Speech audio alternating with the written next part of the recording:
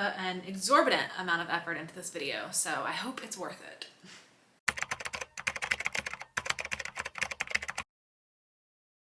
Hey everyone, welcome back to my channel. My name is Ashley, and today I'm going to be predicting the nominees and winners for the Goodreads Choice Awards for 2022 in the mystery thriller category. I am a huge fan of awards, superlatives, winners, and especially the Goodreads Choice Awards. I love lists. It just makes my heart happy. I eagerly await every year for the Goodreads Choice Awards nominees to be announced. I love participating in the voting. It makes me want to read every book on the list just so I know what's popular, what are people reading, what are people loving. I just get so excited for them. So I thought it would be really fun for this year for me to try to predict who I think the nominees are going to be for the mystery thriller category in particular, because that is the genre that I read the most of. So that is the one I'm gonna have the best chance to know things ahead of time, that I've read the books that I think are gonna be on the list, or I'm at least aware of them. So I'm gonna be predicting it all today. I'm gonna be predicting the long list, the short list, and the #1 winner, the book that I think will win for the mystery thriller best book of 2022. This is going to be both an art and a science. I have put a methodology behind this. I have done extensive research. I feel like I've got it figured out. So I'm going to be taking you through my entire thought process, what I researched, how I gathered the data, and what my predictions are for the top 20, 10, and 1 best mystery thriller book for the year in the Goodreads Choice Awards. And then once they are announced at the end of the year, I will be coming back to this video and we'll see if I was correct. So first things first, we have to talk about how the Goodreads Choice Awards works. The Goodreads Choice Awards has been around since 2011, and it has sort of changed throughout the years a little bit in how many selections there are, how many rounds of voting there are. I don't think they've ever been fully transparent about what their exact algorithm is for how they choose the original nominees or how the voting comes into consideration, but they do give you some information, and that is what we're going off of. So I took a look at the most recent year back in 2021 to see how the awards ran that year to kind of predict how it's going to go this year. So first it starts with the opening round. Last year it started with 20 books in each of the 17 categories, and that opening round voting process ran from November 16th through the 28th of 2021. So I do think it's still going to be a while before we see what the top 20 are. I'm filming this right at the end of September, so there's still books that are going to be coming out in October, but I was just so afraid to miss this moment in time and I put so much work into this that we're just doing this a little bit early. So they give you 20 books in each category, you vote which one you're interested in, those votes come all together, and then the second round of voting opened. In the second round last year, there were 10 books in each of the 17 categories. Those were the top 10, and that voting process ran from November 30th through December 5th of 2021. And then after that, the winners were selected, and those were announced with 1 winner per category on December 9th of 2021. Now, what's important to look at is the fine print of how this works to know which books are going to be eligible to even be in that first top 20 process. So the first thing that matters is its publication date. Back in 2021, the books that were eligible for the 2021 voting round had to be books that were published before November 16th of 2021, but that rolls over each year. So that also included books that were published at the end of November and December of 2020 in the 2021 round. So that means that for 2022, the books that are going to be eligible for this voting process will have been published around mid-November of 2021 to mid-November of 2022. I didn't fully dive this deep into it to know how likely it is that books that are published in like October and those first 2 weeks of November are to make it onto the list. I would guess they're not as likely because people have to be reading those really quickly to be rating those, for it to accumulate enough ratings for it to be in the mix, but it still could be a factor that we need to consider. Another important thing that Goodreads discloses about how they select the top 20 for each category initially is that they say they analyze statistics from the millions of books added, rated, and reviewed on Goodreads to nominate 20 books in each category. Opening round official nominees must have an average rating of 3.50 or higher at the time of launch. So that's going to be important. That's going to really help us cut out which books aren't even going to be eligible because they don't have a high enough average rating.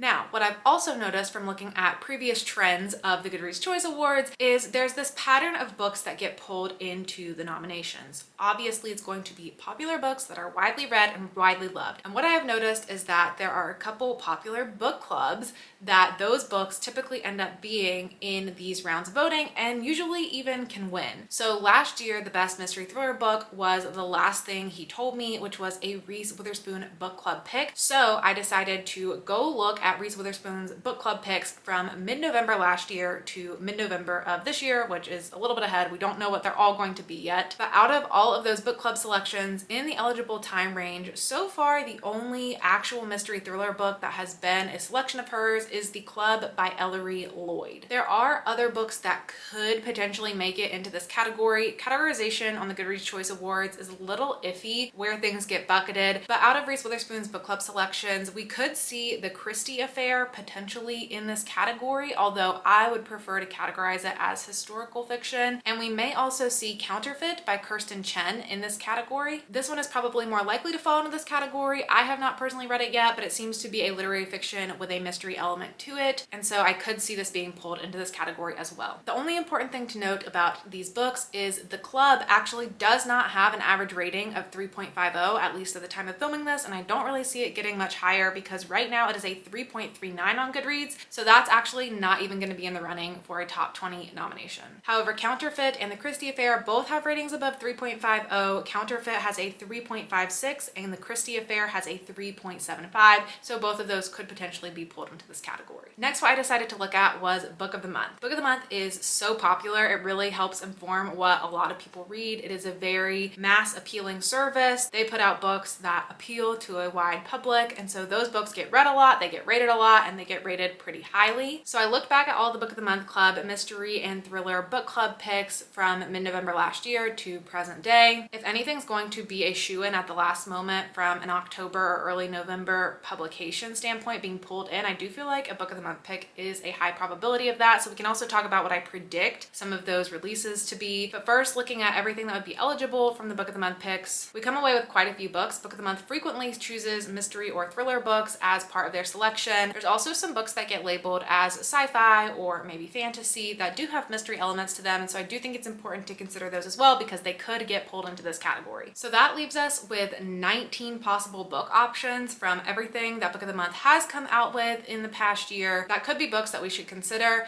Out of this list, the only book that has a rating below a 3.5 is Like a Sister by Kelly Garrett, so that one will not be eligible. So the Reese Witherspoon Book Club picks and the Book of the Month picks were a large part of how I pulled my initial selection of all the books that I wanted to analyze. I also wanted to take a look at what authors frequently occur in the Goodreads Choice Award nominations, who's won before, and did they publish a book in the last year that would be eligible for consideration. So initially that added about 20 different authors to my radar, people like Lucy Foley, Greer Hendricks and Sarah Pekkanen, Rachel Hawkins, Simone St. James, Riley Sager, Ruth Ware, Harlan Coben, Alice Feeney, Lisa Jewell, Karen Slaughter, Adrienne McKenty, Megan Golden, Rachel Housel Hall, Stephen King, Sally Hepworth, Jane Harper, Mary Kubica, Leanne Moriarty, and S.A. Cosby. 5 of those authors have not published anything in the eligible range, so they don't have anything for consideration. Those 5 are Sally Hepworth, Jane Harper, Mary Kubica, Leanne Moriarty, and S.A. Cosby. And then one of them, the book that they published in the last year, does not have a rating above 3.50, and surprisingly, that is Stephen King with the book Thin. This was, I believe, a Scribd exclusive audiobook. It's only about an hour long, I think, on Scribd. I never listened to it. I haven't really seen a lot of people read it though, but very surprised to see that a Stephen King book didn't even meet the 3.50 threshold to be pulled into this. But while we're talking about Stephen King, I should mention that he did have 2 other books published in the eligible publication date range. That includes Fairy Tale and Gwendy's Final Task. Gwendy's Final Task, I do think, has a chance of being pulled into this category. It could go into horror as well, but Stephen King has a history of being categorized strangely among the general population and also in these awards. So Gwendy's Final Task could maybe be something that's pulled into this. It does have a rating above a 3.50. And then Fairy Tale is a fantasy book, and so I do truly hope and feel that it should be categorized in the fantasy grouping. So we're not going to consider that for this one because if it is categorized appropriately, it should not be in the running for the mystery thriller grouping. And then finally, to add the last batch of books to my list of consideration, I just went through books that I've heard talked about this year, popular authors and what they came out with, debuts, debut books, checked out some lists on the internet, the best thriller books, and just added the final batch of everything that I want to consider to make sure that I didn't miss anything. So all of that considered, I now have a list of 50 mystery thriller books that have an average rating above a 3.50 that were published in the eligible time range that we can look at for eligible books for what is going to be in the top 20. The last thing I want to add to this list before we get to the actual rankings is books that are going to be coming out in the next 6 weeks. So I just looked back at my list of the most anticipated thriller books that I have on my radar that are coming out in the next 6 weeks, and I only have a handful,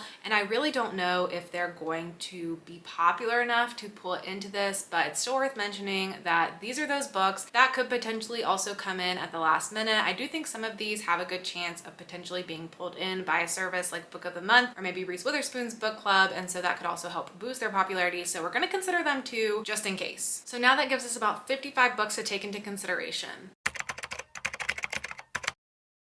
So now I put my thinking cap on and I thought, how is Goodreads likely going to choose what the top 20 are out of these popular mystery thriller books? It's probably going to have something to do with the average rating of it at least, and then also how many ratings it has. It may also look at how many reviews it has, because ratings and reviews are different things. Ratings is just someone selecting the star rating that it was, and a review is when you take the time to type out an actual review of it. If they're really sophisticated with their algorithm, they could also potentially be doing some sentiment analysis of the actual reviews that people are leaving to pick up on positive words or negative words, and then put that as some sort of score rating for how positive, neutral, or negative people feel about the book. But I don't necessarily think they're doing that. That would just be my guess. It is a possibility, but I don't think it's really going to play much of a factor. I think what's going to be most important is average rating and number of ratings, because reviews are really captured in how people are rating the book anyway. So those are the two factors that I'm going to take into consideration to develop a scoring system for these books. So I pulled the average rating for all these books, and then I pulled the number of ratings that all these books have at the time of filming this, and then I just multiplied those to create a scoring system to see what has the highest number, which would mean that it has the most ratings and the most highly rated combined together. And that is what's going to help me make my selections. So now we can go into my predictions. I want to take a look at the top 20 books by different categories. So I want to see what are the top 20 highest average rating, what are the top 20 with the most ratings, and then what is the top 20 with my custom score that combines those two factors. So first, if we look at the top 20 by average rating, these are the books that we end up seeing. This ends up including a lot of Book of the Month Club picks. This makes 10 Book of the Month Club picks out of the 20, so 50% of this list was a Book of the Month Club selection or a Book of the Month Club add-on option that got added on as well. We also see a couple Good Morning America book club picks. I know that The Change and The Violin Conspiracy were both Good Morning America picks, and I believe Notes on Execution may have been as well. And then an important one that I wanted to make sure I included on the list was The Match, which is Harlan Coben's latest book that has come out in this date range. Harlan Coben is not an author I've ever read from, but I do watch his TV show adaptations on Netflix, and those are a lot of fun. He has been in the Goodreads Choice Awards quite a bit from my memory, and this book was marketed out the wazoo. Like, if you took a flight in the last year, you probably saw this all over your airport. At least I did every time I was taking a flight. This got really heavy marketing press. So seeing it as the top average rating book on this list is actually surprising. I'm surprised it's number one, but I'm not surprised that it is near the top because it did have really strong marketing behind it, and Harlan Coben is a more commercial author. He has a more mass appeal, so that's not too surprising, although I do think this is a sequel in a detective series. I don't think you have to read the first one to be able to follow it, but it's always weird when sequels end up being in these awards. I also did include The Change by Kirsten Miller in this list. I do know that book has a mix of genres, but I could see it being pulled into this category, so I didn't want to forget about it. The other one that's really surprising to see so high is The Lies I Tell by Julie Clark. I was surprised to see that have such a high average rating because I actually haven't seen many people read or talk about that book. So that just goes to show how interesting it can be to be in like the booktube community and live in this bubble, but then what's actually getting read a lot and rated a lot can be very different between what most average readers are reading versus like where this different kind of bubble of really intense readers and what becomes popular on BookTube may not always match what's going on in the industry. That's also how I felt about the violin conspiracy, but with that being a Good Morning America pick, that makes sense how this one ended up so high on the list. So next, let's take a look at what has the most ratings. That ends up giving us this list of books for our top 20. I know The Paris Apartment is really popular and that Lucy Foley is really popular, but I was so surprised to see this at the very, very top of the list. This success probably comes from the fact that Lucy Foley previously published The Guest List, which was a phenomenon, and it was a Reese Witherspoon book club pick and it had a lot of wide appeal to it. So I guess a lot of people were picking up her next book, but I was kind of surprised to see this one be so high up because this does feel like something that's a little bit more of the BookTube community readership versus general mass readership, but that's awesome to see it that high on the list. Another book that I think is going to be important to look at is The Maid, which comes second on this list. This was a Good Morning America book club pick. This was written by Ruth Ware's editor. This was a book that was widely talked about. It's been out for a while, so it's had a lot of time to gain ratings and readership. So I do think this is going to be one to watch out for in the Goodreads Choice Awards. It's also very much a mystery book, so I feel like it does a good job of adding to the mystery representation of the mystery thriller combined genre choice selection awards, which I haven't touched on, but I do think those should be separate things because thrillers and mysteries can be very, very different. Sometimes you can be a thriller with a mystery and you can be a mystery with thriller elements, but then there's also books that are just very separate from one another. So I do think they deserve separate categories. I think they may have been separate categories in the past and then got combined, but we just have to do the best with what we're given right now. So we're looking at all of it in consideration together. Another book that I kind of forgot about is A Flicker in the Dark, which comes up third on this list. That's by Stacey Willingham. That was a Book of the Month Club selection. It came out very early in the year. I believe it came out in January, so it's had a lot of time to gain readership, and it is being adapted into either a movie or a show. I think a movie, but I'm not totally sure. And I think it might have been picked up by Reese Witherspoon's production company, which she actually just sold, so I don't know if it's still her production company, but the Hello Sunshine production company that does a lot of adaptations. So it's kind of a book I forgot about and I don't see people talk about a lot anymore, but it did, I guess, have mass appeal and had a lot of readership behind it. One more that I think is important to look at is Run, Rose, Run by Dolly Parton and James Patterson.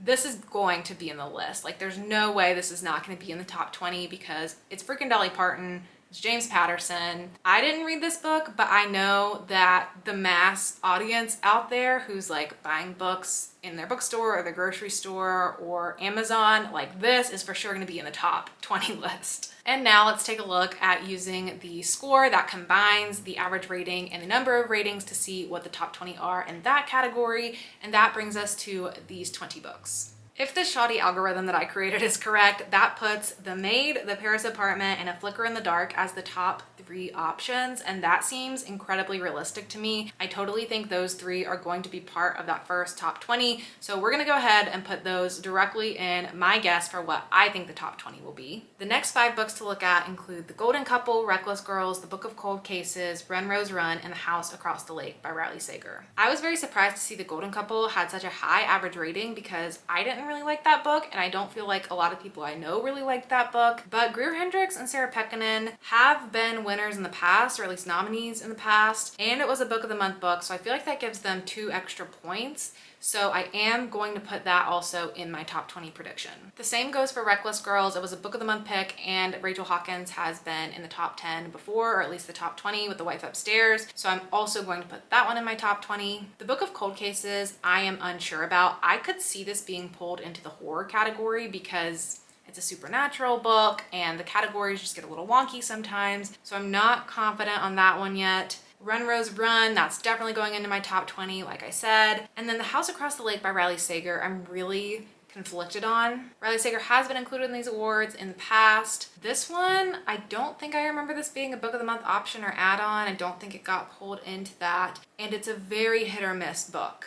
So I'm not sure if I want to pull this into my top 20 yet or not either. Out of the batch of the next 5 books, we have The It Girl, The Overnight Guest, A History of Wild Places, Finlay Donovan Knocks 'Em Dead, and The Lies I Tell. Out of this grouping, the ones I feel most confident pulling into this category are The It Girl and Finlay Donovan Knocks 'Em Dead. So I'm gonna go ahead and pull those in. So let's move on to the next batch. The next 5 are Upgrade, The Cartographers, The Night Shift, The Match by Harlan Coben, and Things We Do in the Dark. So I'm definitely pulling in the Harlan Coben book. And I do think Upgrade could not make it in this category, so I'm not gonna pull that one in. The Cartographers was a Book of the Month club pick, and I'm pretty sure that's in the running for their awards for the Book of the Month of the Year, the Book of the Year Awards, and I've heard really great things about that one, so I am going to pull that into my top 20. And now I'm going to look at the next batch of 5. We have Notes on an Execution, The Appeal, Counterfeit, Daisy Darker, and The Collective. I have a feeling Notes on an Execution is going to be put in the literary fiction genre instead of the mystery thriller. I think it belongs there more so than the mystery thriller category, so I'm not going to pull that one in. The Appeal, I'm surprised to see this high up on the list. I don't feel confident in that one. Counterfeit, because it was a Reese Witherspoon book club pick, I am going to pull that one in, although it's a risky choice because it might not be in the mystery thriller category. And then Daisy Darker,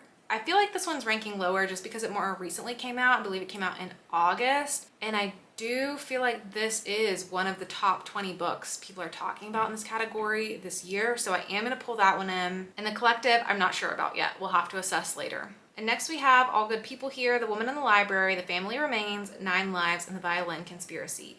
I am going to pull The Violin Conspiracy into this. I do think that has a good chance since it was a Good Morning America book club pick and it has a high rating with an average rating of 4.18. I also feel like All Good People Here is probably going to get pulled in because that had a lot of marketing around it because the author of that one is a true crime podcaster. So I could just see that being pulled in. And then 9 Lives by Peter Swanson, that has such a low average rating. It's a 3.58 that I don't think it's going to make it in this year. The Family Remains by Lisa Jewell has an average rating of a 4.01 though. So I could see that coming in. So we're just going to pull that into my top 20 for now. So that gives me 15 books so far. So I need to add 5 more. So I'm just going to go ahead and pick what I think the next 5 will be. And that is these 5. So that makes my guess for the top 20 books.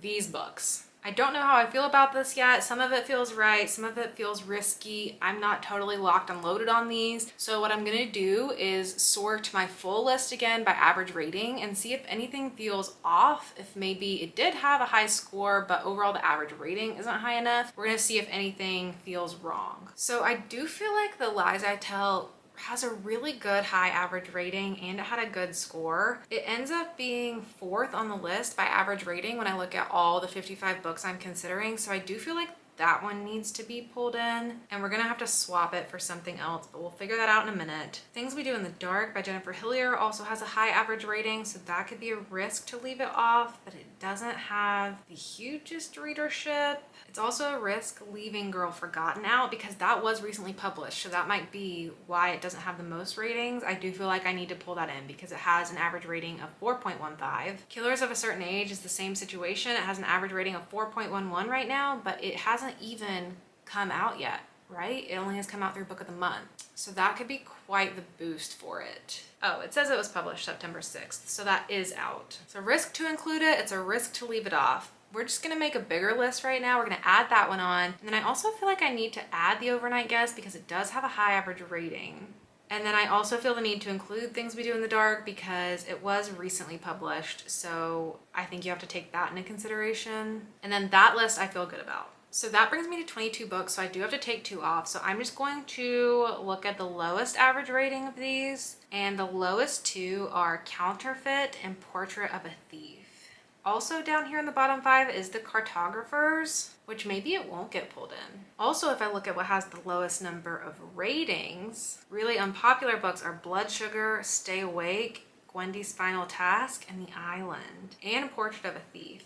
So I think Portrait of a Thief has to go because it only has an average rating of a 3.54, so it's not a strong candidate. And then the other one I'm gonna get rid of, I wanna say Blood Sugar because it's not super popular, but I do think I saw that in like Amazon's Best Books of the month that it came out, so I don't know, maybe that one will be in. Stay Awake is fairly new, so that's why it hasn't accumulated ratings, and I would be heartbroken if The Island isn't included because that's my favorite thriller of the year, so it should be in this list. I don't know, if I have to take something off of this whole list, I feel like it could maybe even be Counterfeit because the average rating for that is only 3.56 and its readership is only 26,000.